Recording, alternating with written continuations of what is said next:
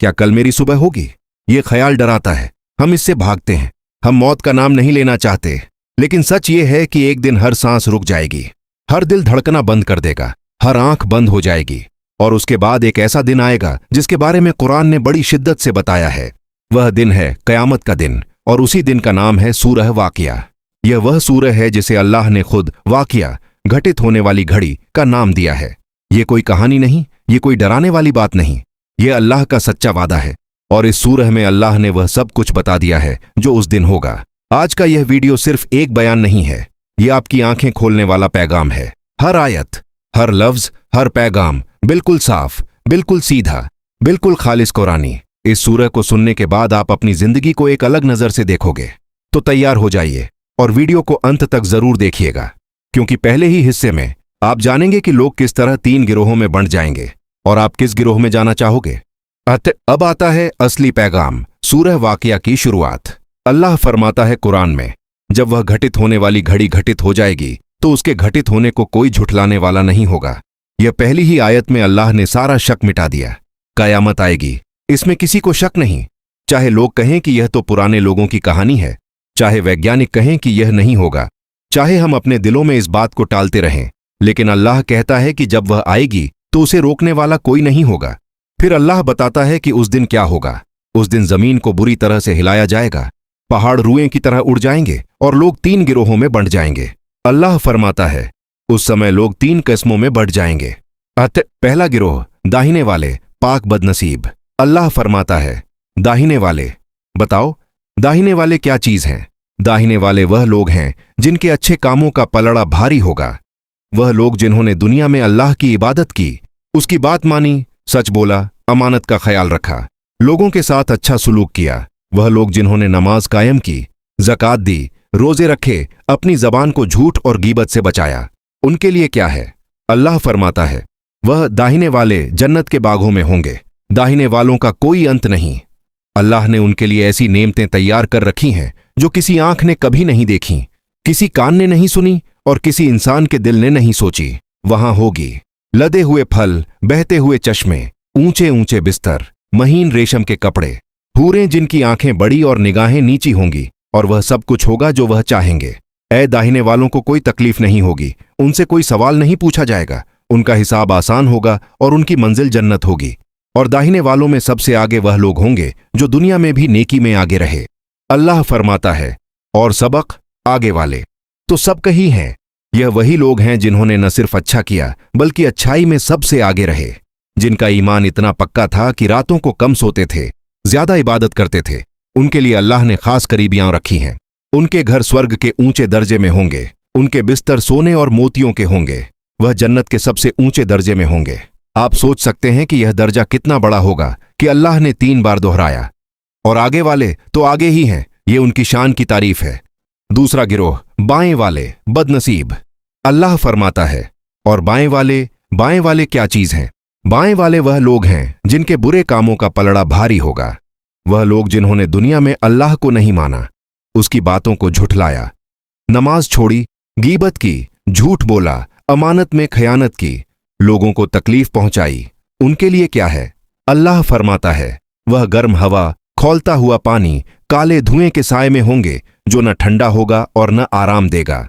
बाएं वालों का रास्ता जहन्नम है, लेकिन अल्लाह पहले ही दुनिया में उतार चुका है। अगर तुम सच्चे हो तो अब बता दो, जो कुछ तुमने किया उसका नतीजा यही है। तीसरा गिरोह, सबसे आगे वाले, पहले वाले, जो लोग दुनिया में ही जाग उठे, जिन्होंने अल्लाह का साथ चुना, जो हर नेकी में आगे थे, वह आखिरत में भी आगे होंगे। अल्लाह फरमाता है, वही तो अल्लाह के करीबी हैं। उनके लिए नेमतों के बाग हैं, जहां कोई बेकार बात नहीं होगी, कोई गुनाह नहीं होगा, सिर्फ शांति, सिर्फ सुकून, सिर्फ अल्लाह की रजा। और क्या चीज होगी? अल्लाह फरमाता है, वहां वह सब कुछ होगा जो वह चाहेंगे, और हमारे पास और भी बहुत कुछ है, यानी जो आप सोच सकते हैं उससे कहीं ज्यादा। आपकी हर इच्छा पूरी होगी, और फिर भी अल्लाह के पास उससे भी ज्यादा है। और सबसे बड़ी बात, वहां उन्हें सलाम कहा जाएगा। यह सलाम सीधा अल्लाह की तरफ से होगा।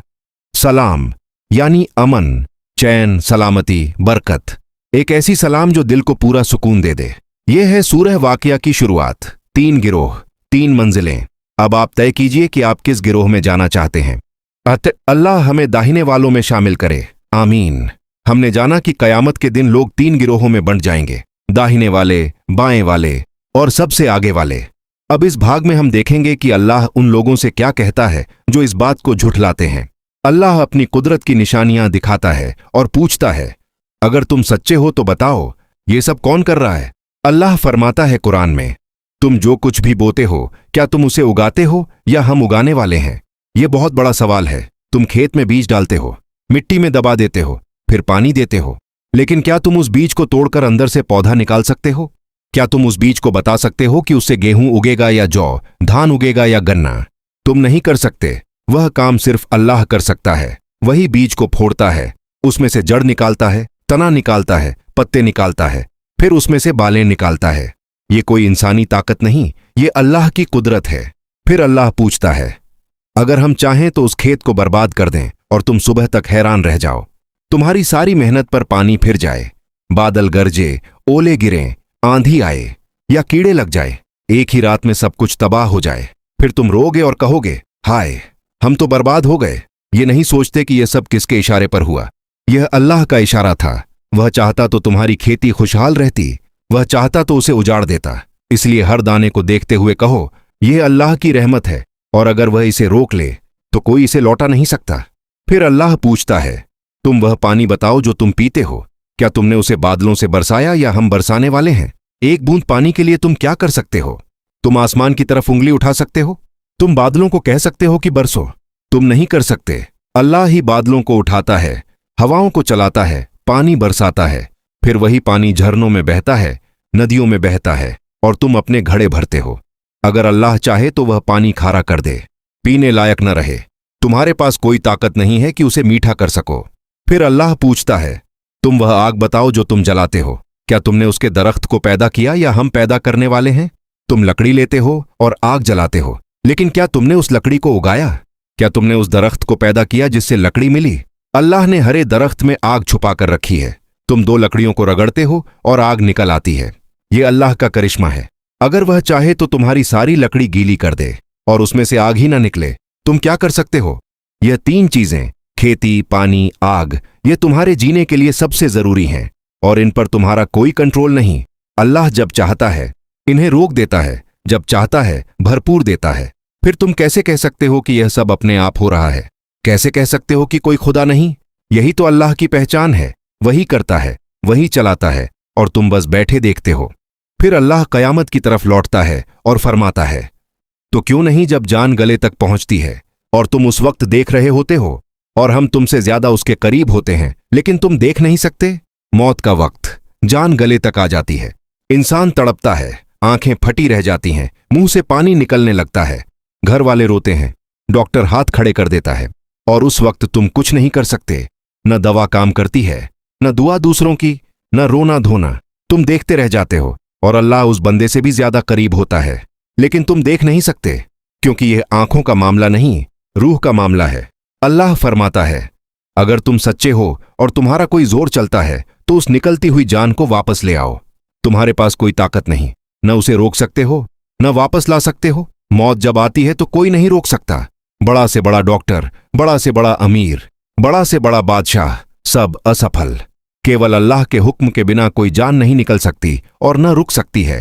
फिर अल्लाह बताता है कि मरने के बाद क्या होगा। अल्लाह फरमाता है, फिर अगर वह मुर्दा अल्लाह के करीबियों में से है तो उसके लिए आराम और रहमत और नेमतों वाली जन्नत है। ये वह लोग हैं जो दुनिया में अल्लाह के बहुत करीब रहे। उन्होंने अल्लाह की इबादत की, उसकी मोहब्बत की, उसके रास्ते में लोगों की मदद की। अल्लाह उनके साथ बहुत नेकी करेगा। अल्लाह फरमाता है, और अगर वह दाहिने वालों में से है तो उसे दाहिने वालों की तरफ से सलाम कहा जाएगा, तू सलामती और अमन में है क्योंकि तू दाहिने वालों में से है। दाहिने वालों को भी बड़ी सलामती मिलेगी। उनसे कोई सख्ती नहीं होगी, कोई दंड नहीं होगा, उनका हिसाब आसान होगा और उन्हें जन्नत मिलेगी। लेकिन अल्लाह फरमाता है, और अगर वह मुर्दा झुठलाने वालों और गमराहों में से है तो उसकी मेहमानी खौलता हुआ पानी होगा और उसे दोज़ख की आग में झोंक दिया जाएगा। फिर अल्लाह फरमाता है, बस अपने रब के पवित्र नाम की तस्बीह पढ़ो जो बड़ा ही करने वाला और महबूब है। इस सूरह का आखिरी पैगाम यही है, तस्बीह यानी सुबहान अल्लाह और उसकी तारीफ। अपने रब को पाक मानो, उसकी तारीफ करो, उसका शुक्र करो, उसके सामने झुको, क्योंकि वही है जो तुम्हें पैदा और तुम्हें मिटाएगा, वही है जो तुम्हें दोबारा जिंदा करेगा। ये है सूरह वाकिया का पूरा पैगाम। देना और लेना अल्लाह ने दिया है। वो लोग जो ईमान ले आए इनके लिए जन्नतें हैं और इनामात हैं, और जो नहीं माने उनके लिए अजाब है। लेकिन यह वीडियो यहां खत्म नहीं होता, क्योंकि अल्लाह ने एक बात और कही है। यह कुरान बड़ी इज्जत वाली किताब है जो एक पुशीदा महफूज किताब में है। ये कुरान जो तुम्हारे पास है ये कोई आम कलाम नहीं, ये अल्लाह का कलाम है जो लोहे महफूज में लिखा हुआ है, जिसे सिर्फ पाक लोग छू सकते हैं, और तुम उसे पढ़ रहे हो। तुम पर बड़ा एहसान है। इस एहसान का शक्र तुम इसी तरह अदा कर सकते हो कि इस पर ईमान लाओ, इस पर अमल करो। और अंत में अल्लाह फरमाता है, तो क्यों ना तुम इस कुरान के पैगाम पर यकीन करो। बस एक सवाल है, क्यों नहीं मानते, क्यों नहीं झुकते, क्यों नहीं सीखते? आज ही यकीन कीजिए, आज ही अपनी जिंदगी बदलिए। हमने देखा कि अल्लाह की कुदरत कितनी बड़ी है। वह बीज से पौधा उगाता है, वह बादलों से पानी बरसाता है, वह हरे पेड़ से आग निकालता है। हमने यह भी देखा कि मौत के वक्त इंसान बिल्कुल बेबस हो जाता है, और उसके बाद का अंजाम या तो जन्नत होता है या जहन्नम। अब इस तीसरे और आखिरी भाग में हम उस किताब की बात करेंगे जो हमारे पास है। वह किताब जो हमें यह सब बता रही है, वह किताब है कुरान। और अल्लाह ने सूरह वाकिया के आखिरी हिस्से में इस किताब की बहुत बड़ी शान बयान की है। अल्लाह फरमाता है, बेशक यह कुरान बड़ी इज्जत वाला कुरान है। यह कोई आम किताब नहीं है, यह वह किताब है जिसे अल्लाह ने खुद नाजिल किया है। हर लफ्ज, हर हरकत, हर आयत सब अल्लाह की तरफ से है। इसमें कोई गलती नहीं, कोई कमी नहीं, कोई झूठ नहीं। यह पूरी तरह सच्चा और पूरी तरह हक है। फिर अल्लाह फरमाता है, वह एक अल्लाह के पास लौहे महफूज लौह में लिखा हुआ है। यह बहुत बड़ी बात है।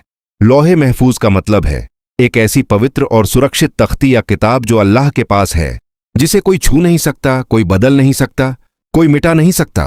अल्लाह ने कुरान को उसी लौहे महफूज से उतारा है। यह कोई ऐसी चीज नहीं जिसमें कोई इंसान हाथ लगा सके। यह अल्लाह की रखी हुई अमानत है, और वह अमानत अब हमारे पास है। फिर अल्लाह फरमाता है, इसे पवित्रता की हालत में पवित्र लोगों के सिवा कोई छू नहीं सकता। यहां छू का मतलब हाथ लगाना नहीं है। यहां छू का मतलब है कि इस कुरान को वही समझ सकता है और इसका सही मायनों में लाभ उठा सकता है जिनके दिल पाक हों, जो लोग अल्लाह से दूर भागते हैं, जो गुनाहों में डूबे रहते हैं, जो अपनी जिंदगी में जुल्म और नाफरमानी करते हैं। उनके लिए यह कुरान सिर्फ एक किताब है, वह इससे हिदायत नहीं पकड़ सकते। कुरान वैसे ही है जैसे बारिश है। बारिश खेत में गिरती है तो फसल उगाती है, और नमकीन जमीन पर गिरती है तो बंजर रहती है या और खराब हो जाती है। कुरान भी उसी तरह है। कुरान उस पर तो रहमत बनता है जो उसे समझता है और मानता है, और कुरान उसके लिए पछतावा बन जाता है जो उससे मुंह मोड़ता है। इसलिए पहले अपने दिल को साफ कीजिए, तब देखिए कुरान कैसे आपसे बात करता है। फिर अल्लाह उन लोगों से पूछता है जो इस कुरान को झुठलाते हैं, क्या तुम इस कुरान की बात को हल्की समझते हो और अपनी रोजी का हिस्सा यह बना लिया हो कि तुम इसे झुठला दो? यह बहुत बड़ी डांट है। अल्लाह कहता है, तुम अपनी रोजी का हिस्सा झुठलाने को बना लेते हो। तुम्हें खाना मिलता है, पानी मिलता है, हवा मिलती है, सेहत मिलती है, ये सब अल्लाह की दी हुई रोजी है, लेकिन तुम उसका शुक्र करने के बजाय उसे भूल जाते हो और कुरान की बातों को झुठलाने लगते हो। कैसा नाशुक्री इंसान है। फिर अल्लाह मौत का मंजर दोहराता है और कहता है, जब किसी की जान हल्क गले तक पहुंचती है और तुम उस वक्त देख रहे होते हो, तो जान निकल नहीं सकती जब तक अल्लाह न चाहे। लोग चाहते हैं कि वह बच जाए, लेकिन नहीं बचता। डॉक्टर कहते हैं कुछ नहीं हो सकता, उसके घर वाले दौड़ते हैं, रोते हैं, पर वह जान नहीं लौट सकती। अल्लाह का फैसला हो चुका होता है। कुरान समझने वाले को यह डर लग जाता है और वह जाग जाता है, और जो नहीं समझता वह यही सोचता है, मेरे साथ तो ऐसा नहीं होगा। फिर अल्लाह फरमाता है, फिर अगर वह मुर्दा अल्लाह के मुकर्रबीन करीबियों में से है, तो उसके लिए राहत, आराम और खुशबू और नेमतों वाली जन्नत है। यह उन लोगों का अंजाम है जो दुनिया में अल्लाह के बहुत करीब रहे। उन्होंने न सिर्फ फर्ज निभाए बल्कि नफिल एक्स्ट्रा इबादा भी की।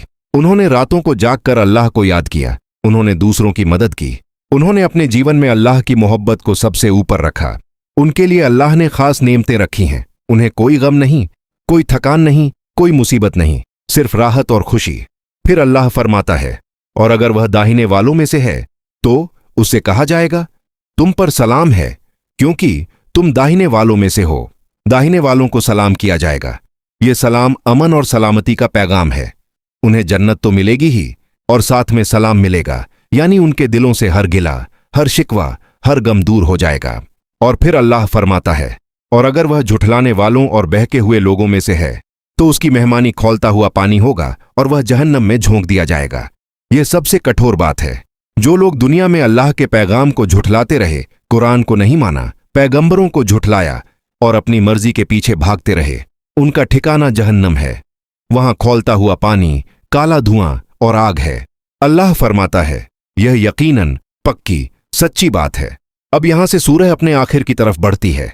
अल्लाह इंसान को एक बार फिर याद दिलाता है कि वह कितना बेबस है। अल्लाह कहता है, बस अपने रब के बड़े नाम की तस्बीह, सुभान अल्लाह पढ़ो। यही सूरह का आखिरी पैगाम है, तस्बीह, यानी अल्लाह को हर उस चीज से पाक और बरी समझो जो उसके शान के लायक नहीं। उसकी तारीफ करो, उसका शुक्र करो, उसके सामने झुको, क्योंकि वही वाला है, वही कायम है, वही कादिर है और सब कुछ फना हो जाएगा उसकी जात के सिवा। यह सूरह यहीं खत्म होती है, इसी तस्बीह के साथ। लेकिन हमारी बात यहां खत्म नहीं होती, क्योंकि हमें इस पैगाम पर अमल करना है। हम सिर्फ सुनकर नहीं बैठ जाए। कुरान पढ़ा, समझा, सुना, लेकिन अगर हमने उस पर चलना शुरू नहीं किया तो हम भी उन झुठलाने वालों में से हैं जिनका अंजाम खौलता पानी है। अब सवाल आपसे है, आपने तीनों भागों में सूरह वाकिया का पूरा पैगाम सुन लिया।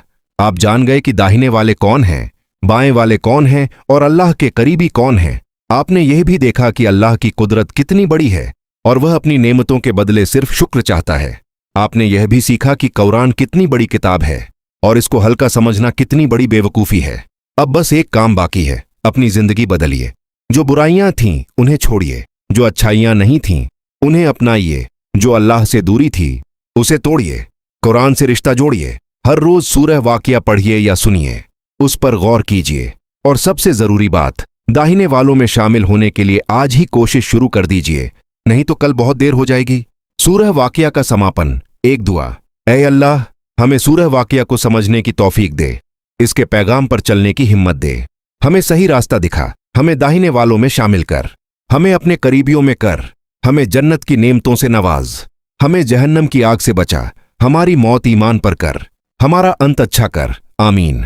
अब हमारी आपसे एक गुजारिश है, अगर इस सूरह वाकिया की स्क्रिप्ट तीनों भागों ने आपको सोचने पर मजबूर किया है, अगर आपने कुछ सीखा है, अगर आप दाहिने वालों में शामिल होना चाहते हैं, तो बस एक काम कीजिए, इस चैनल को अपनी सदस्यता सब्सक्राइब दीजिए और इस पैगाम को हर उस शख्स तक पहुंचाइए जो कुरान से दूर है, जो कयामत को भूल गया है, जो अल्लाह को नहीं मानता। हो सकता है कि आपका यह एक पहुंचाना किसी का दुनिया और आखिरत दोनों बचा दे। अल हिदायत स्टूडियो सिर्फ दिखाता नहीं, रूह तक पहुंचाता है।